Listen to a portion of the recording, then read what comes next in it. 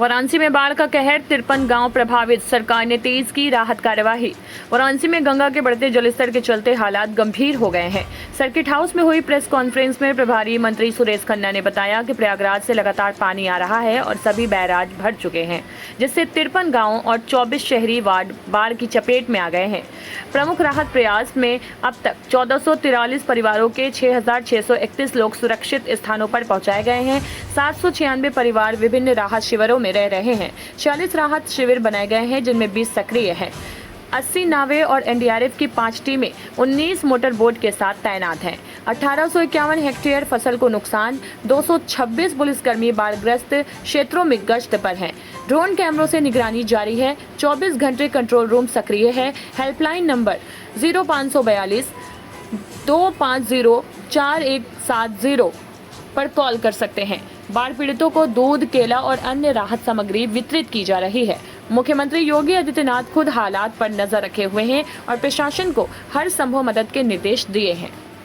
मंत्री जी, आज आपने निरीक्षण किया है बाढ़ राहत, सब लोग एक करके एक बार बाढ़ ग्रसित इलाकों में भी गए थे, एकत्रित करके पूछे। परेशानियां देखने को मिल रही है, किस तरीके से राहत की है? हमारे सारे जनप्रतिनिधि, जितने भी जनप्रतिनिधि हैं, माननीय मंत्रीगण, माननीय विधायकगण, सभी लोग और जो लोग हमारे पार्षद, हमारे मेयर साहब, जिला पंचायत के अध्यक्ष, जिला पंचायत सदस्य, सभी लोग एक मन से इस बात के लिए डटे हैं कि हम किस प्रकार से लोगों को इस पीड़ा को कम से कम करें, उन लोगों को कष्ट न हो। और जिला प्रशासन भी पूरी मुस्तैदी के साथ, जिलाधिकारी से लेकर उनकी पूरी टीम, चाहे एडीएम हो, चाहे एसडीएम हो, चाहे तहसीलदार हो, चाहे डॉक्टर्स हों, सभी लोग इस बात के लिए डटे हैं कि इस जो एक नेचुरल कैलामिटी आई, जो देवी आपदा आई, उसका प्रभाव वाराणसी की जनता पर ज़्यादा न पड़े, उसके प्रभाव को मिनिमाइज़ कर सकें, ज़्यादा से ज़्यादा लोगों को राहत दे सकें, लोगों के दुख दर्द को बांट सकें, हर तरीके की इस बात की कोशिश की जा रही है। और मैं समझता हूँ कि आज जितने लोगों से मैं मिला, जब मैं नाव से गया और निक्की घाट जा रहा था, तो 4 परिवारों से मेरी बात हुई और उन चारों परिवारों ने, जो कि कोनिया वार्ड में आते थे, कोनिया वार्ड में समझता हूँ कि आप ही विधानसभा क्षेत्र है, उन चारों ने ये संतोष व्यक्त किया कि हाँ, हमको कल किट मिली थी और हमें किसी प्रकार की अब कोई ज़रूरत नहीं है। उन्होंने स्वयं इस बात को कहा। मैं आपको नाम भी बता सकता हूँ। एक का नाम रामचंद्र था, एक का नाम मौर्य थे, एक पंडित जी थे, उमेश गुप्ता थे, दिनेश साहू, सभी लोगों ने इस बात का संतोष व्यक्त किया। और मैं समझता हूँ कि जिससे भी बात हुई, आज मैं जिस शिविर में गया, उन्होंने भी संतोष व्यक्त किया। माइनॉरिटी कम्युनिटी के लोग हैं, उन्होंने भी संतोष व्यक्त किया। मैं ये कहना चाहता हूँ कि सभी लोग, जिस व्यवस्था को हमारा जिला प्रशासन देख रहा है, जिस व्यवस्था को हमारी उत्तर प्रदेश की सरकार, मुख्यमंत्री योगी जी, माननीय प्रधानमंत्री जी के मार्गदर्शन में देख रहे हैं, उनका समय समय के ऊपर उसकी मॉनिटरिंग कर रहे हैं, उसमें हर प्रकार का संतोष व्यक्त किया गया। और जब जैसी स्थिति पैदा होगी, कोई मांग आएगी, तो उसके ऊपर भी हम अलग से भी देख लेंगे। और हमारी कोशिश ये होगी कि लोगों को इस आपदा के अवसर में ज़्यादा से ज़्यादा लोगों को हम संतुष्ट कर सकें। सर, प्रधानमंत्री नरेंद्र मोदी ने खुद ये तो प्रशासन के बस का नहीं है, ना शासन के बस का है कि हम तुरंत उस पानी को रोक पाएँ, लेकिन उस पानी से जो उत्पन्न स्थिति हुई है, उसको मिनिमाइज़ करने के लिए, उसका कष्ट मिनिमाइज़ करने के लिए शासन प्रशासन ने, और विशेष रूप से प्रधानमंत्री जी ने और योगी जी ने विशेष रूप से व्यवस्था की है, ताकि उन लोगों को ये कम से कम कष्ट हो। आज मैं 12 बजे आया इसीलिए ख़ास तौर से, और हमने नाव के माध्यम से दौरा भी किया। हमारे साथ में महापौर वाराणसी श्री अशोक तिवारी जी, जिला पंचायत अध्यक्ष पूनम मौर्य जी, और कई जनप्रतिनिधि और भी थे, जिलाधिकारी भी हमारे साथ में थे, और एनडीआरएफ की टीम भी साथ में थी। हम लोग नक्की घाट पहुँचे और वहाँ से एक शिविर में पहुँचे, नमो घाट, हाँ नहीं, वो शिविर Shri Ram college, PG college, उसमें काफ़ी लोग इकट्ठा थे लगभग 100 लोगों को राहत सामग्री उनकी किटें वितरित की गई और बाकी लोग जो वहाँ इकट्ठा थे उनको भी पहचान करके जो प्रभावित लोग होंगे उनको भी किटें दी जाएंगी। इसके बाद हम दीप्ति कॉन्वेंट में पहुँचे, हम सभी लोग, और वहाँ पर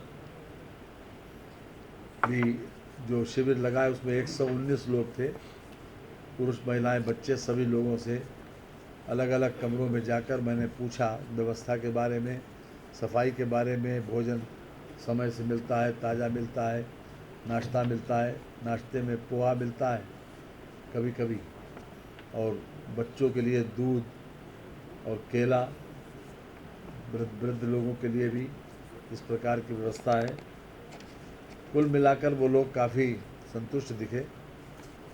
और दूसरा शिविर ये जेपी मेहता जो नगर निगम का स्कूल है उसमें भी हम गए थे, उसमें तो अभी कम लोग हैं, लेकिन कुल मिलाकर जो व्यवस्था है तो मैं समझता हूँ कि अभी तक उसमें कोई शिकायत नहीं है और अभी तक संतोष प्रदान किया। हमारे माननीय नीलकंठ तिवारी जी भी लगातार, कल भी उन्होंने बहुत बड़ा पैमाने पर दौरा भी किया और ये लोगों को किटें भी वितरित की। और आज भी सवेरे से वो, जब मैं आया तो पता चला कि वो अभी दौरे से आके नहाने गए हैं, लगातार लगे हैं। कल हमारे जो श्री रवीन जायसवाल जी और अनिल राजभर जी आज हमारे साथ में थे, उन्होंने भी इस वितरण के समय वो भी थे, मंत्री जी। फिर उसके बाद उनके क्षेत्र में अपने चले गए, नहीं तो वो भी यहाँ पर होते। कुल मिलाकर हमारे जितने जनप्रतिनिधि हैं, आज हमारे बीच में हमारे जिला अध्यक्ष भी हैं और महापौर भी हैं, जी हंसराज विश्वकर्मा जी, और हमारी पूनम मौर्या जी हैं जिला पंचायत अध्यक्ष, हमारे महापौर जी भी आप सामने बैठे हैं, माननीय विधायक जी भी विशेष रूप से 24 घंटे इसकी चिंता भी कर रहे हैं, लगे भी हैं कि किस तरह से अपने लोगों को ज़्यादा से ज़्यादा राहत पर पहुंचा सके और उनको इस बाढ़ का प्रभाव कम से कम झेलना पड़े। शासन ने हर प्रकार की व्यवस्था की है और आगे भी जो अभी तक हमारे पास लेटेस्ट सूचना है वह पानी के स्थिरीकरण की सूचना है। जो बढ़ने वाली बात थी कि पानी इंक्रीजिंग ट्रेंड था, तो लेटेस्ट जो जानकारी मिली है कि वो इंक्रीजिंग ट्रेंड अभी इस समय नहीं है। शाम तक क्या होगा ये शाम को पता चलेगा। हर 2-2 घंटे बाद उसका हम जायज़ा ले रहे हैं कि 2 घंटे बाद क्या होगा। अभी तक जो सूचना है कि वो शायद अब घटे, लेकिन ये जब घटेगा तभी उसके बारे में अधिकृत जानकारी दी जाएगी। फिलहाल उसका स्थिरीकरण की सूचना मिली है कि अभी फ़िलहाल स्थिर है। जो बढ़ने वाला ट्रेंड था वो भी समय रुका है, तो यही अपने आप के लिए संतोष की बात है कि पानी बढ़े ना, क्योंकि तिवारी जी कह रहे थे कि अगर बढ़ेगा तो काफ़ी हमारे लोग परेशानी में आएंगे। बहरहाल हर तरह से इस दैवीय आपदा का मुकाबला करने के लिए हमारी सरकार ने पूरी व्यवस्था की है और प्रधानमंत्री जी भी चिंतित हैं इस बात के लिए, जानकारी प्राप्त कर रहे हैं और मुख्यमंत्री जी ने भी विशेष रूप से हमको इसीलिए यहाँ पर भेजा भी है कि हम यहाँ रह के इस व्यवस्था को देखें। जो एक नेचुरल कलामिटी है, दैवीय आपदा है और दैवीय आपदा की वजह से ये परेशानी सामने आई। अतिवृष्टि इसका मुख्य कारण है। ख़ास तौर से प्रयागराज की तरफ से जो वर्षा पानी आता है, उधर से बहुत ज़्यादा अधिक मात्रा में पानी आया और जितने भी बैराज हैं वो सब भर चुके हैं। इसलिए जितने प्रकार की तरकीबें हो सकती हैं उनको रोकने के लिए, मिनिमाइज़ करने के लिए, उनको प्रयोग करने के बाद भी ये परिस्थिति बनी कि आज वाराणसी में कुछ क्षेत्रों में बाढ़ आई। जो हमारे सामने सूचना है और ये मैं समझता हूँ कि आज 2 बजे तक की सूचना है कि इसमें गंगा का जल स्तर 72.06 मीटर पहुँच गया 0.5 सेंटीमीटर प्रति घंटे की दर से वृद्धि हो रही है। वर्तमान में खतरे के निशान से ये 80 सेंटीमीटर ऊपर है।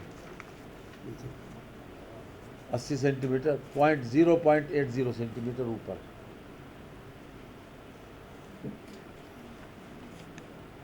कुल 53 गांव और 24 वार्ड